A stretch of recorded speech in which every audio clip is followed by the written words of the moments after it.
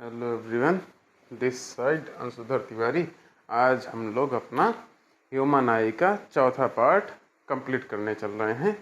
और last time हम लोगों ने ह्यूमन आई से बेसिक स्ट्रक्चर, सारी प्रकार की बीमारियां जो मेन आपके एग्ज़ाम में आते हैं, कंप्लीट कर लिया था।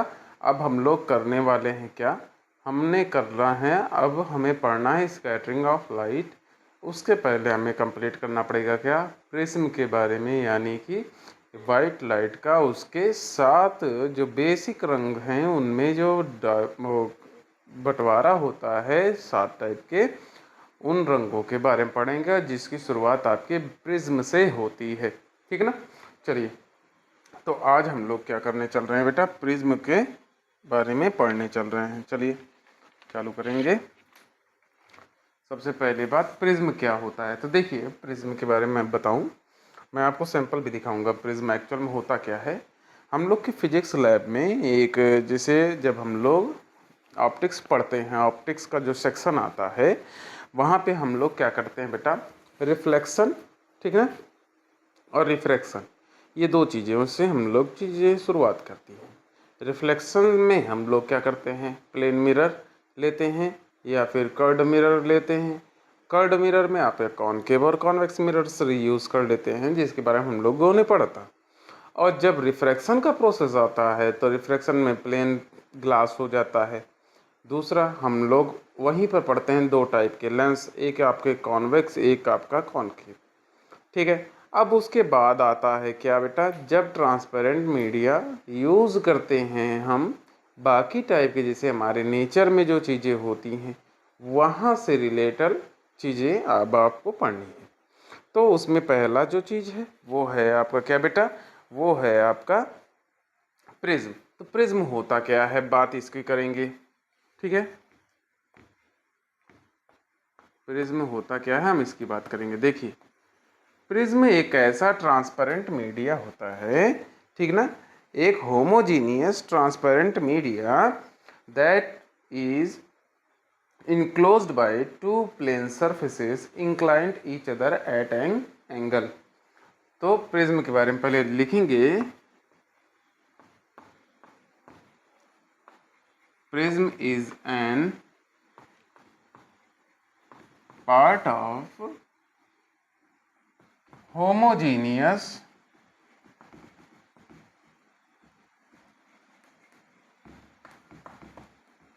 ट्रांसपेरेंट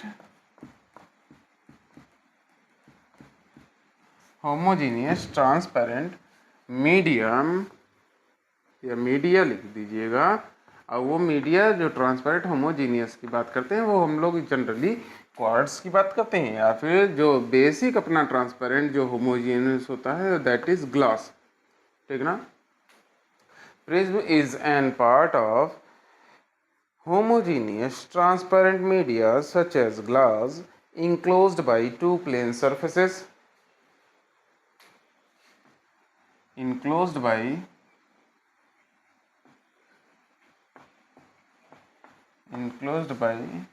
two plane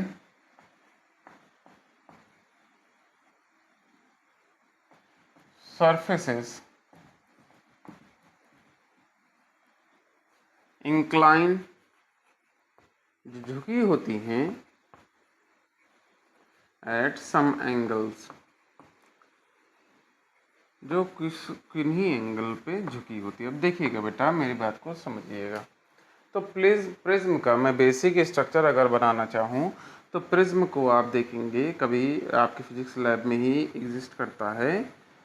ऐसा करके एक ट्रायंगुलर शेप का एक ट्रांसपेरेंट ग्लास होता है, ठीक ना।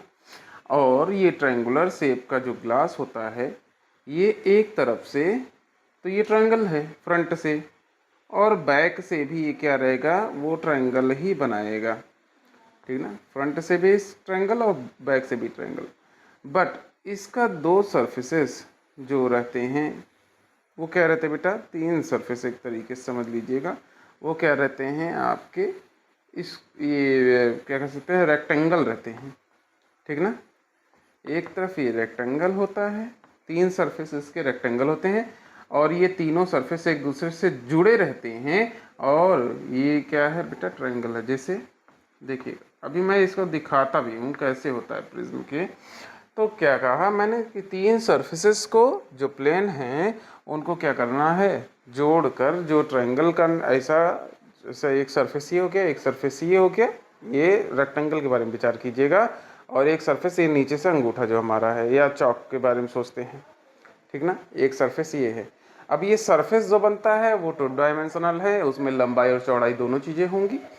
और ये जुड़ने के बाद देखिए यहाँ पे कौन सा आकार दे रहा है बेटा, एक ट्रायंगुलर आकार दे रहा है, वैसा ही एक पीछे भी आकार देता है, that is known as prism. अब प्रिज्म को मैं सैंपल आपको दिखाता हूँ भाई। मेरे पास एक बहुत पुराना मेरा प्रिज्म पड़ा हुआ था, थोड़ा सा डैमेज पोर्शन में था, मैं इसको पेपर वेट की तरह यूज़ करता था, ठीक है ना। अब देखिएगा ये प्रिज्म है, ठीक है, ध्यान से देखेंगे। ये देखिए यहाँ पर डैमेज था, ये पुराना था ना, यहाँ पर ध्यान से देखिएगा। ये क्या है, एक ट्रायंगुलर शेप है। अब वो बना कैसे है भाई, ये देखिएगा।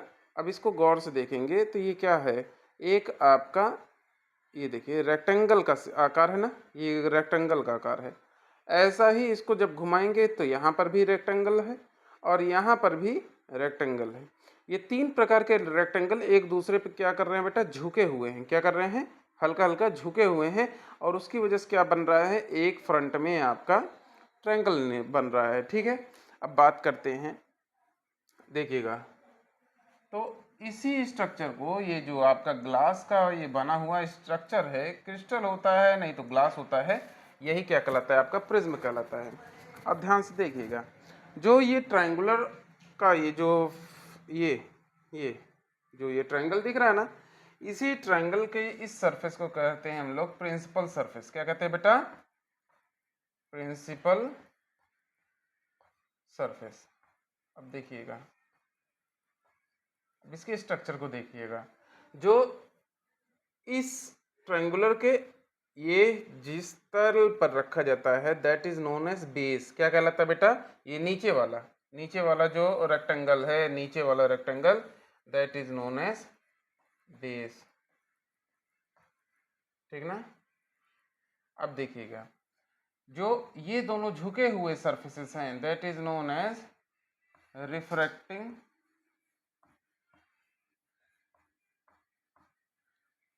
सरफेस। ये भी क्या है, refracting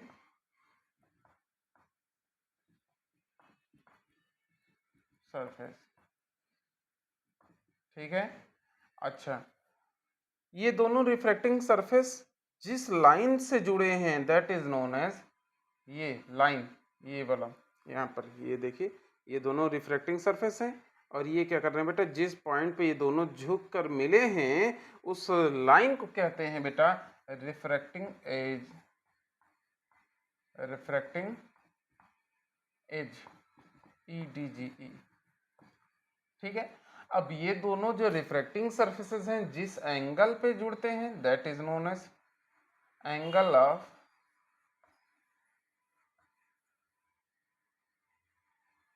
prism, angle of prism. A से हम लोग रिप्रेजेंट कर देंगे इसको। चलिए इतना जल्दी से ड्रॉ करेंगे, जल्दी से इतना ड्रॉ करिएगा ताकि हम लोग इसको धीरे धीरे करके कंप्लीट करें, ठीक है। रिफ्रैक्टिंग एज हो गया आपका, एंगल ऑफ प्रिज्म, या इसे कह देते हैं angle of refraction, angle of refraction,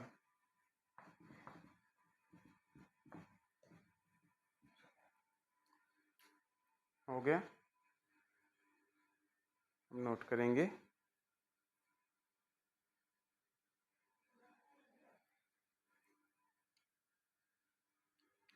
अब देखिएगा बाबू, बात को समझिएगा। मैं मिटा रहा हूँ। अब हमें पढ़ना क्या है, refraction of light through a prism, heading डाल दीजिएगा, refraction of light through a prism. अब ये एक्सपेरिमेंट पता नहीं आप लोग किए हैं कि नहीं किए हैं, कराया जाता है, बेसिक इसको इंट्रोड्यूस किया जाता है। क्या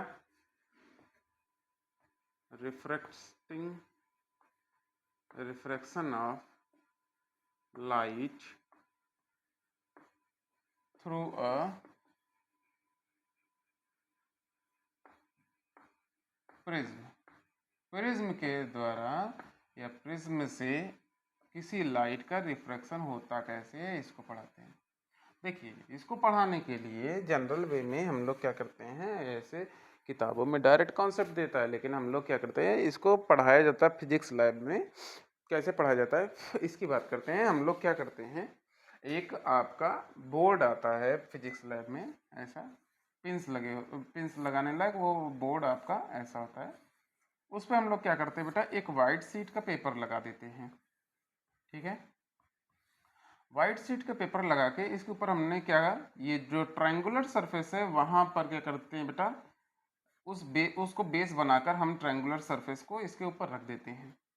अब इसके ऊपर क्या करते हैं, यहाँ पर ऐसा इस साइड हम क्या करते हैं, दो कीले गाड़ देते हैं थोड़ा डिस्टेंस पे, दो कीले गाड़ते हैं डिस्टेंस पे थोड़ा सा, और उसके बाद दूसरी साइड जाते हैं और यहाँ से ऑब्जर्व करते हैं कि आपकी ये जो दोनों कीले हैं, इधर से ऐसा हमको दिखाई देता है कि इस साइड से ये दोनों कीले क्या हैं, एक स्ट्रेट लाइन में है। तो पहले हम देखते हैं जहाँ पर ये दोनों लाइन, ये दोनों कीले एक दूसरे के ऊपर ऐसा एकदम एक दूसरे को छुपाए हुए रहती हैं, वहाँ पर हम तीसरा पिन लगाते हैं। फिर उसके बाद देखते हैं कि जब तीनों कील एक दूसरे का एक सीधी लाइन में आते हैं, तब आप क्या करते हैं बेटा, एक चौथी पिन लगा देते हैं। और उसके बाद क्या करते हैं, इस जो ट्रायंगुलर सरफेस है इसको ऐसे मिला देते हैं, ट्रायंगुलर सरफेस पे ऐसे मिला देते हैं लाइट रे को। ठीक है, उसके बाद इसको पास कराते हैं, फिर उसके बाद इधर से भी मिला देते हैं, समझिएगा, ये मिलाते हैं हम लोग। अब ये जो ट्रायंगुलर प्रिज्म उठाते हैं, फिर इसके ऊपर हम लोग क्या करते हैं, नॉर्मल का निर्माण कर देते हैं, यानी कि परपेंडिकुलर लाइन को खींच देते हैं। फिर इसके बाद हम ऑब्जर्व करते हैं कि ये नॉर्मल से ये यानी कि ये एंगल ऑफ इंसिडेंस है, ये आपका क्या बना रहा है बेटा, एंगल ऑफ रिफ्रैक्शन। और यहाँ से हमारा क्या मिलता है, यहाँ से एंगल ऑफ ये इमिग्रेंस क्या कहते हैं इसको, सॉरी, अरे इमरजेंट लाइट रे होती नहीं, इमरजेंट रे। ठीक है, तो वही जो बाहर निकलना है वही हमारा एंगल, जो तीसरा वाला हमारा एंगल बनता है। ठीक ना, इमरजेंट एंगल ही हमारे ख्याल से बोलते हैं इसको। ठीक है, देखिए, तो ऐसे हम लोग प्रिज्म के अंदर सीधी लाइट रे कैसे झुक के दूसरी तरफ से निकलती है, यही हम लोग पढ़ते हैं। और इसको पढ़ाने का यही तरीका होता है हमारे जो फिजिक्स लैब का है, जो फिजिक्स पढ़ाते हैं, जो एक्सपीरियंस टीचर हैं वो जरूर इसको दिखाते हैं। अब देखिएगा, तो इसी चीज को हम लोग यहाँ पर पढ़ने जा रहे हैं, क्या, refraction of light through a prism. इसके लिए क्या करना है, देखिएगा, ये आपका प्रिज्म है जैसे, ठीक है, that is this is A B C, A B and A C refracting surface. ठीक है, और angle A refracting angle, refraction angle, angle of refraction, ठीक ना, रिफ्रैक्शन एंगल ऐसा लिख दे रहे हैं। चलिए, अब इसके ऊपर मैं क्या कर रहा हूँ बेटा, एक लाइट रे को गिरा रहा हूँ। क्या कर रहा हूँ, लाइट रे को इंसिडेंट करा रहा हूँ। ठीक है, तो ये लाइट रे क्या है बेटा, पी क्यू। पी क्यू क्या है बेटा, इंसिडेंट रे है। चलो, ठीक है, इंसिडेंट रे है। अब ये जिस एंगल पे इंसिडेंट कर रहा है नॉर्मल के साथ, वही क्या कहलाता है, एंगल ऑफ इंसिडेंस। क्या कहलाता है बेटा, this is angle of incidence, angle of incidence. चलो अब ये बताइएगा, ये रेयर मीडियम था, बाहर हवा था ना, और ये कौन सा मीडियम है बेटा, डेंसर मीडियम है, ठीक ना। ये विरल, ये सघन, हल्के से गाढ़े में जा रहा है। तो बाबू ये बताइएगा, मैंने बताया था हल्का से भारी में जाता है तो झुक जाता है। क्या करता है बेटा, झुक जाता है। जितना एंगल पे इसको जाना चाहिए था, जितने एंगल पे इसको जाना चाहिए था, उतने एंगल पे ये ना जाकर क्या करता है, थोड़ा सा नीचे की ओर झुक जाता है। ठीक है, देखिएगा ये हो गया पी क्यू और ये बन गया बेटा आर। तो याद रखेंगे रे क्यू आर, ये है रिफ्रैक्टिंग रे। क्या है बेटा, रिफ्रैक्टिंग रे, रिफ्रैक्टिंग रे। अब ये क्या कर रहा है, रिफ्रैक्शन कर रहा है ना बेटा। पहले तो इंसिडेंस हुआ, इंसिडेंस के बाद रिफ्रैक्शन हो रहा है। अब रिफ्रैक्शन के बाद ये फिर से क्या करेगा बाबू, ये जिस पॉइंट पे ये हुआ, अब ये फिर से क्या कर रहा है, अपना रेयर से डेंसर से किस में जा रहा है बेटा, रेयर में जा रहा है। तो बाबू अब इसी पॉइंट पे आप क्या करिए, जैसे नॉर्मल का निर्माण कर दीजिए। क्या कर दीजिए, नॉर्मल का निर्माण। ठीक है, ये नॉर्मल बना दिया हमने। अब इस नॉर्मल के साथ क्या करेगा, ये फिर से इसको जाना चाहिए था ऐसा, लेकिन क्या कर रहा है, ये एंगल जो एंगल ऑफ इंसिडेंस, ये इमर्जेंट रे, ठीक ना। तो इसको क्या करना था, ये जैसे ये इसका प्लेन का ये नॉर्मल है, ठीक ना, नॉर्मल है, ये भी नॉर्मल है और ये वाला भी आपका नॉर्मल ही है। ठीक है, ये दोनों क्या है, नॉर्मल्स हैं, परपेंडिकुलर इमेजिनरी लाइंस हैं। तो ये क्या करना था, इसको ऐसे जाना था, लेकिन ये क्या करेगा, थोड़ा सा एंगल को बढ़ाकर निकलेगा। ठीक है, आर एस।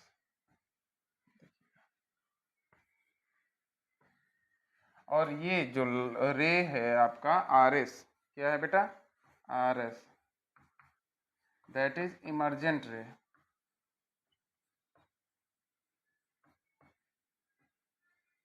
ठीक है, अब देखिएगा साथ ही साथ इमर्जेंट रे ये नॉर्मल के साथ जितना एंगल बनाता है, ये ई से रिप्रेजेंट इसको कर दीजिएगा। इमर्जेंट रे वो क्या है बेटा, emergent angle, angle E is emergent angle. अच्छा, जनरल वे में अगर ये सही से प्रिज्म है, प्रिज्म का स्ट्रक्चर, तो एंगल आई जो होता है वो किसके बराबर होता है, इमर्जेंट एंगल, यानी कि angle of incidence is equal to angle of emergence.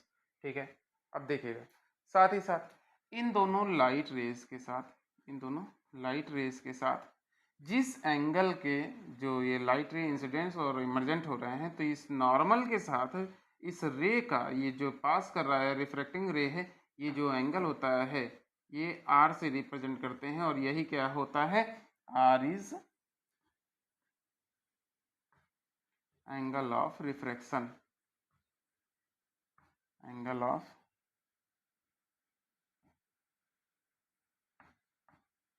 चलिए नोट करिएगा इसको, चलो नोट करिएगा।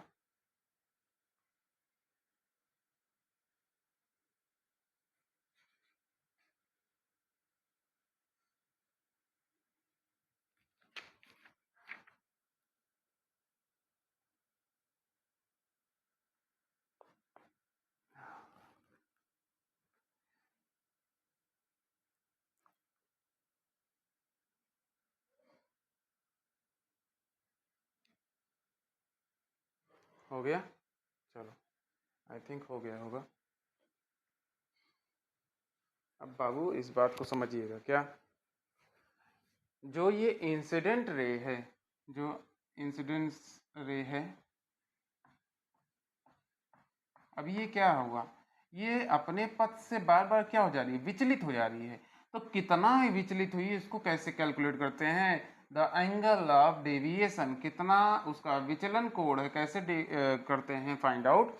तो हम क्या करते हैं, इंसिडेंट रे जो है इसको कंटिन्यू कर देते हैं। ठीक है, और इस कंटिन्यू लाइन पे ये एंगल ऑफ ये जो इमरजेंट रे है इसको भी क्या करते हैं, कंटिन्यू कर देते हैं, और इनके बीच में जो बनने वाला कोण है वही क्या कहलाता है बेटा, वही कहलाता है angle of deviation.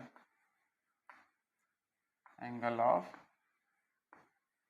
Deviation represent करते हैं इसको, बीजे बेटा इसको नोट करिएगा। अब हम लोग एंगल ऑफ मिनिमम डेविएशन के बारे में पढ़ने जा रहे हैं। चलिए इतना नोट कर लेंगे पहले।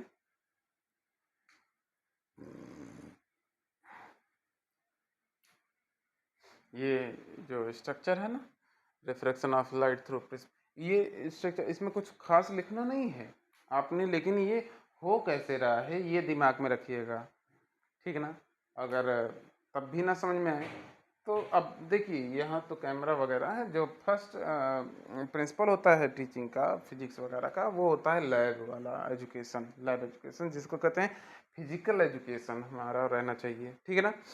अगर आपको जो फिजिक्स वाले सर होंगे आप उनसे थोड़ा सा कहिएगा कि प्लीज़ हमको जो लाइट रे है प्रिज्म के थ्रू कैसे पास करता है इसको एक बार एक्सपेरिमेंटली शो करें। आपको शो कर देंगे, सारी चीज़ें एकदम क्लियर आउट हो जाएंगी। अगर नहीं हो रही हैं तो आओ, उसके बावजूद ना हो तो हमसे बताइएगा, हम प्रयास करेंगे, कोई ना कोई तो एक तरीका निकाल ही लिया जाएगा। चलिए हो गया होगा।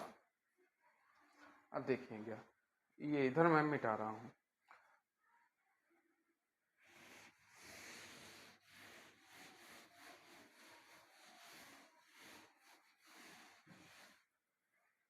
समझिएगा। अब हम क्या करें, if we increase angle of incidence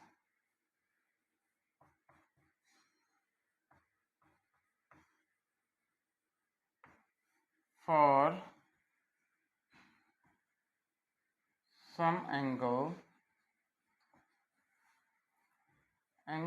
of deviation reduces, then after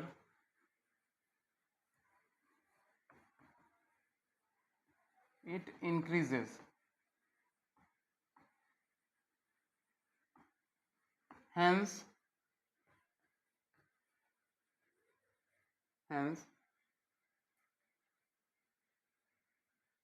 finding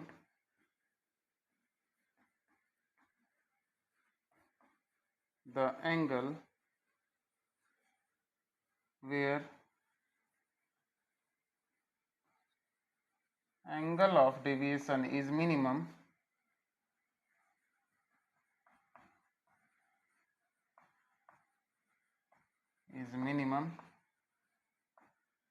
क्या कहलाता है बेटा, वही कहलाता है एंगल ऑफ मिनिमम डेविएशन। अब बाबू इसको प्रैक्टिकल बात को समझिएगा। जैसे जैसे हम क्या करते हैं, अब ये एंगल ऑफ इंसिडेंस को क्या करते रहते हैं बेटा, बढ़ाते रहते हैं। इसको क्या करते रहते हैं, बढ़ाते रहते हैं। इसको धीरे धीरे इस एंगल को बढ़ाते रहते हैं। तो ये क्या करेगा, ये जो डेविएशन हो रहा है, जो एंगल में जितना परिवर्तन हो जा रहा है, ये क्या करेगा, धीरे धीरे धीरे धीरे इस डेविएशन की वैल्यू क्या होगी, ये झुकता जाएगा और ये थोड़ा सा और ऊपर उठता जाएगा। और इसकी वजह से क्या होगा, ये जैसे जैसे झुकता जाएगा और ये थोड़ा सा और ऊपर उठता जाएगा, इसकी वजह से ये एंगल क्या होगा, घटता जाएगा। लेकिन ये भी एक पर्टिकुलर लिमिटेशन तक ही पॉसिबल है। कुछ वैल्यूज के बाद ये क्या करेगा, फिर से बढ़ना चालू हो जाएगा। तो आप ऐसा मिनिमम एंगल को फाइंड आउट करें जब तक ये वो आप बढ़ा रहे हैं, तो मिनिमम कितना ये डेविएशन होता है वही क्या कहलाता है, एंगल ऑफ मिनिमम डेविएशन कहलाता है। अब समझिएगा, इसके लिए एक फॉर्मूला है। क्या,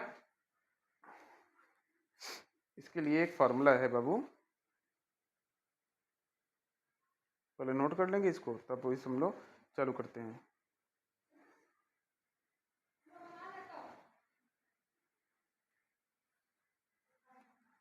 क्या है, refractive index of material, refractive index of material. देखिएगा, रिफ्रैक्टिंग इंडेक्स ऑफ मटेरियल। अब जो मटेरियल लिया है आपने, कौन सा लिया भाई, ये यहाँ पे ग्लास की बात कर रहे थे, वो क्या होगा, वो इक्वल है किसके, साइन ए प्लस डेल्टा एम, जो कि है एंगल ऑफ मिनिमम डेविएशन। और इसको जोड़कर, इसको मैं थोड़ा सा हटा रहा हूँ बाबू, इसको समझिएगा, समझिएगा, यहाँ पर रिप्रेजेंट कर दे रहा हूँ डिवाइडेड बाई 2।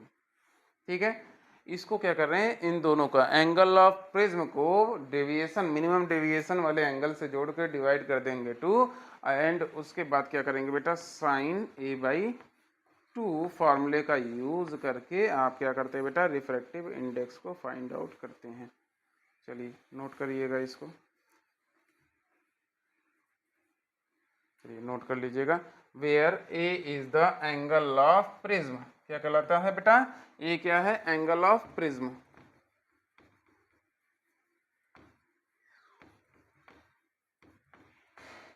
चलो नोट कर लीजिएगा जल्दी से।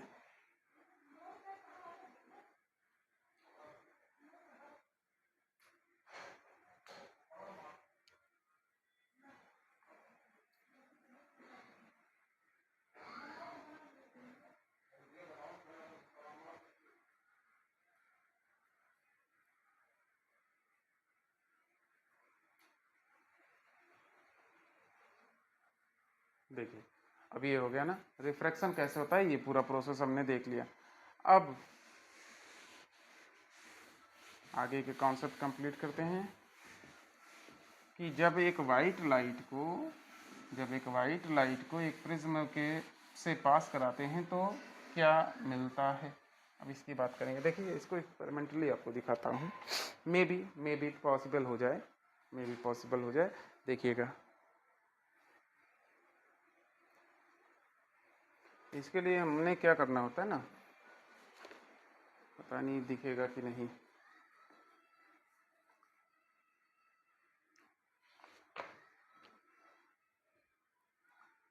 एक मिनट का समय दीजिएगा।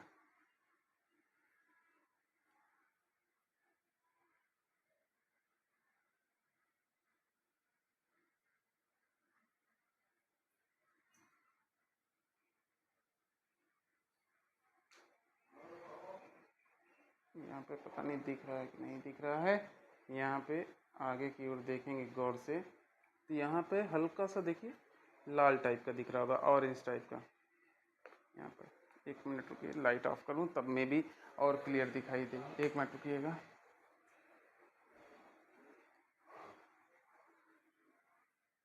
एक सेकंड का समय दीजिएगा, एक सेकंड। ये देखिए जैसे ये लाइट रे है,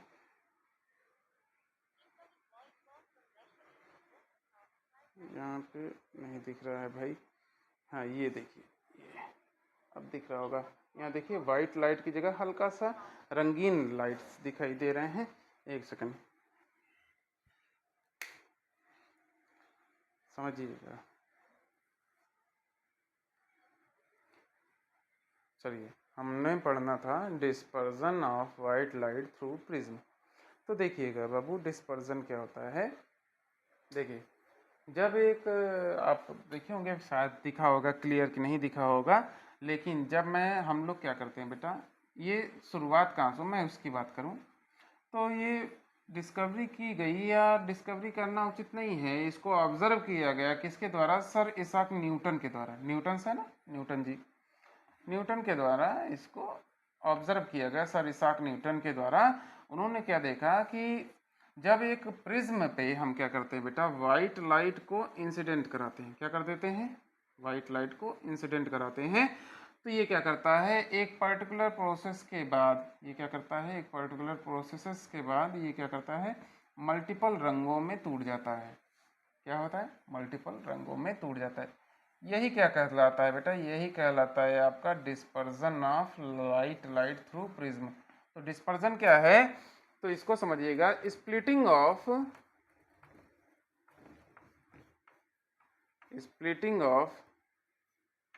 white light in different colors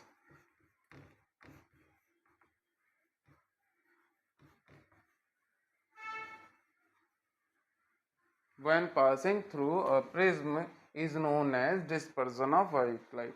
तो ये ऑब्जर्व किसने किया था? सर इसाक न्यूटन ने ऑब्जर्व किया था। और वो रंग जो उन्होंने ऑब्जर्व किया उसमें उन्होंने गौर से देखा तो इन जो रंग थे डिफरेंट कलर के रंग थे, क्या था? भिन्न भिन्न प्रकार के रंग थे। इन रंगों को अलग करने के लिए कोई इनमें क्लियर बाउंड्री नहीं थी, नो क्लियर बाउंड्री, ठीक ना? इनमें कोई क्लियर बाउंड्री नहीं थी कि कहाँ तक कौन सा रंग है। और उसके बाद क्या हुआ, उन्होंने और क्लियर ऑब्जर्व किया तो क्या पाया बेटा कि ये जो रंग थे वो 7 प्रकार के रंग थे, ठीक ना? 7 प्रकार के रंग थे। कौन कौन से? सबसे पहले विबग्योर का हम लोग इस डिस्पर्जन में हमें जो रंग मिलता है उसको कहते हैं हम लोग स्पेक्ट्रम। क्या कहते हैं बेटा? स्पेक्ट्रम। कलर बैंड्स जो मिलते हैं that is known as spectrum. ये स्पेक्ट्रम में जनरली कितने कलर्स होते हैं? 7 कलर्स। कितने? 7 कलर्स। और वो उन 7 कलर्स को हम लोग लिखते कैसे हैं? तो शॉर्ट फॉर्म में उनको बोलते हैं हम लोग क्या? विबग्योर। क्या बोलते हैं बेटा? विबग्योर। और ये जो अरेंजमेंट है VIBGO, ये अरेंजमेंट जो है ये अकॉर्डिंग टू वेवलेंथ है। कैसा है? वेवलेंथ है। अच्छा, वेवलेंथ जो है इसमें क्या है? इंक्रीज हो रहा है। कैसा? Increase, increasing. अब देखिएगा, सभी को ध्यान से पढ़ेंगे। विबग्योर में वी जो है वो रिप्रेजेंट करता है वायलेट को, वायलेट को, जिसको हम लोग हिंदी में बोलते हैं बैगनी, ठीक ना? दूसरा आई जो है वो रिप्रेजेंट करता है इंडिगो को, हिंदी में इसको कहते हैं हम लोग जामुनी, ठीक है? जामुनी रंग। बी ये रिप्रेजेंट करता है बेटा ब्लू को, यानी कि नीला। जी जो है वो रिप्रेजेंट करता है ग्रीन को, दैट इज हरा। वाई जो है येलो को, ठीक है, दैट इज पीला। ओ जो है ऑरेंज को, दैट इज नारंगी, ठीक है। और आर जो है वो रेड को रिप्रेजेंट करता है और इसका मतलब क्या हो गया? लाल। चलिए, ये 7 रंगों में पूरा जो आपका वाइट लाइट है वो प्रिज्म से गुजरने के बाद बढ़ जाता है। और उसमें लोवेस्ट वेवलेंथ किसका होता है बेटा? वायोलेट का। किसका होता है? वायोलेट रेज का आपका क्या होता है? लोवेस्ट वेवलेंथ होता है। अब ये वेवलेंथ का जो स्पेक्ट्रम है वो ऐसा नहीं है कि केवल इतने तक है। आपको याद रखने वाली बात है, ये सभी की किताबों में है, याद करना है। और जनरल वे में जो पूछा जाता है वो क्या पूछा जाता है कि ये जो आपके सॉरी जो हाईएस्ट वेवलेंथ किस रंग के कलर का किस रंग का होता है, यही सब पूछा जाता है उसमें। तो आपने पहले इतना नोट कर लीजिएगा, ठीक है?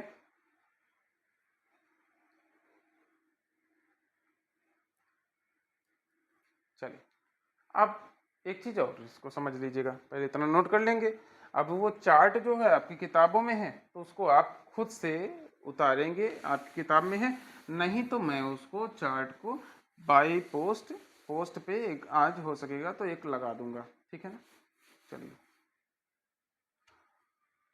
अब देखिएगा क्या कि क्या बाद की रिसर्च में आगे जब और खोज हुए तो खोज में क्या ऑब्जर्व किया कि ऐसा नहीं है कि जनरल वे में जो वाइट लाइट है, वाइट लाइट ये रिप्रेजेंट करता है, वाइट लाइट जो है वो रिप्रेजेंट करता है किसको? सनलाइट को। किसको बेटा? सनलाइट को। और जो प्रिज्म है, जो प्रिज्म है, प्रिज्म क्या है? एक रिफ्रैक्टिंग मीडियम है ना।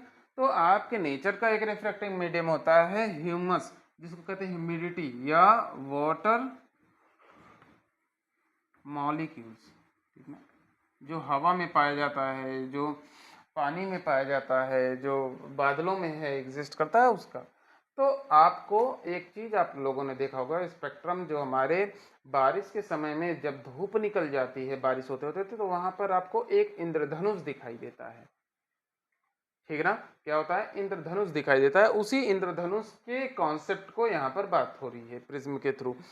अब बाबू जब ये सनलाइट जो है वाटर मॉलिक्यूल से गुजरता है तो ये भी क्या करता है, 7 प्रकार के रंगों में टूट जाता है। और वही 7 प्रकार के जो रंग होते हैं वो पूरा एक स्फेरिकल शेप में ऐसे ऐसे करके आपको दिखते हैं, जिसको आप लोग कहते हो क्या, इंद्रधनुष कहते हैं, ठीक है ना। अब समझिएगा, वो इसी टाइप के अरेंजमेंट में रहते हैं। हमारा बात ये है कि जो आपका एक सेकंड रखिएगा, जो आपका बाद की रिसर्च में पाया गया कि ऐसा नहीं है कि केवल यही 7 रंग ही एग्जिस्ट करते हैं और कोई रंग नहीं एग्जिस्ट करता, या और कोई लाइट रे एग्जिस्ट नहीं करती, और कोई वेवलेंथ की रे किरण नहीं एग्जिस्ट करती। ऐसा सही नहीं है। वास्तविकता में कुछ ऐसे भी लाइट के प्रकार होते हैं जो हमको दिखाई नहीं देते हैं, और उन्हीं में जो 4000 से शुरुआत होता है, 4000 एंगस्ट्रॉम से शुरुआत होता है। जो वेवलेंथ था, वेवलेंथ का, हाँ ये मैंने भूल गया, वेवलेंथ की यूनिट जो होती है, वेवलेंथ की यूनिट जो होती है वो क्या होती है बेटा, यूनिट एंगस्ट्रॉम होती। क्या होती है, एंगस्ट्रॉम। ऐसा हम लोग रिप्रेजेंट करते हैं ना, ए के ऊपर डिग्री जैसा रिप्रेजेंट करते हैं एंगस्ट्रॉम, ठीक है। अब देखिएगा, तो याद रखिएगा इसके नीचे भी, इस 4000 एंगस्ट्रॉम के नीचे भी रे होती हैं, एग्जिस्ट करती हैं, जिनको आप लोग पढ़ते हो अल्ट्रा वायलेट रेज। ये जनरली 100 एंगस्ट्रॉम से लेकर 4000 एंगस्ट्रॉम के बीच में एग्जिस्ट करती हैं। और रेड के बाद भी कुछ होती हैं रेज, जिनको कहते हैं इंफ्रारेड, इंफ्रारेड रेज। और ये कितना होते बेटा, ये जनरल वे में 7000 एंगस्ट्रॉम से लेकर इनका जो डायमेंशन होता है वो पूरा होता है 10⁶ एंगस्ट्रॉम तक ये एग्जिस्ट करती हैं। तो ऐसा नहीं है, वेवगेवर में जो 7 रंग हैं, जितने 7 प्रकार के वेवलेंथ हैं, उसके बाद भी 2 प्रकार के आपके लाइट रे एग्जिस्ट करते हैं, एक इंफ्रारेड और दूसरा क्या, ultraviolet rays, UV rays जिसको आप लोग कहते हैं। That is initial cause of sunburn, या कहते हैं कि सूरज की किरणों के द्वारा होने वाले कैंसर का जो इनिशियल रीजन होता है दैट इज अल्ट्रावायलेट रेज, ठीक है ना। चलिए आज यहीं पर क्लास को हम लोग वाइंड अप करते हैं, कंप्लीट करते हैं, और नेक्स्ट डे फिर से प्रयास करेंगे कि अपना हो। देखिए इस समय रेगुलरिटी ना होने का कई रीज़न है। एक तो मेरा भी परीक्षा चल रहा है, और हो सकता है कि एक आध दिन क्लास डिस्टर्ब रहे, लेकिन प्रयास करूँगा कि इन एडवांस हम रिकॉर्डिंग कर लें ताकि आपके क्लास में कोई डिस्टर्बेंस ना हो, क्योंकि 2-3 दिन बाहर भी रहना है, तो थोड़ा देखिएगा, वॉच करते रहिए। आपका क्लास और तेज करेंगे, लेकिन थोड़ा सा हम भी इस समय पूरा ये सितंबर का इनिशियल 10-12 दिन बहुत टफ है, क्योंकि इसमें कई मेरे एग्ज़ाम हैं, और आप भी पढ़ो, मैं भी पढ़ूँ, मैं भी अपना एग्ज़ाम दूँ। चलिए ठीक है, थैंक यू। और थोड़ा सब्सक्रिप्शन बढ़वाई भाई, रुक गया जाकर, डेली एटलीस्ट एक आध होते ही थे, इधर 2 दिन से रुका पड़ा है। सब्सक्राइब कीजिए, कमेंट कीजिए, लाइक कीजिए एंड शेयर, बेल आइकन भी दबा दीजिएगा ताकि कोई भी नया वीडियो पड़े तो तुरंत आपको पता चल जाए। यूँ तो हम डेली एक वीडियो अपलोड करते हैं, लेकिन जस्ट इन केस किन्हीं कारणवश अगर नहीं पड़ा तो बुरा नहीं मानना है, रेगुलरिटी नहीं छोड़नी है, जैसे ही मौका मिलेगा तुरंत वीडियो पड़ेगा। Thank you very much.